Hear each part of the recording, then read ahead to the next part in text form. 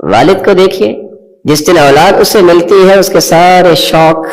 محبت کے پردے میں ڈھانپ دیے جاتے ہیں، وہ صرف ایک ہی دھن کا شکار ہوتا ہے، یہ اولاد ہے، میں اس کو پالوں گا کیسے، میں اس کو پڑھانا ہے،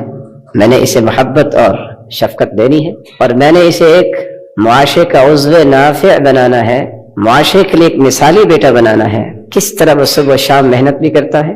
نوکری بھی کرتا ہے، بلکہ بعض ایسے حالات ہیں کہ وہ ہم دیکھ نہیں سکتے، بڑھاپے کی عمر کو بھی پہنچ جائے تو وہ وزن جو کڑیل جوان نہیں اٹھا سکتے، وہ وزن اٹھا کے بھی اپنی اولاد کے لیے کما کے لاتے ہیں۔ تو جس کو اللہ نے عقل و بصیرت دی ہے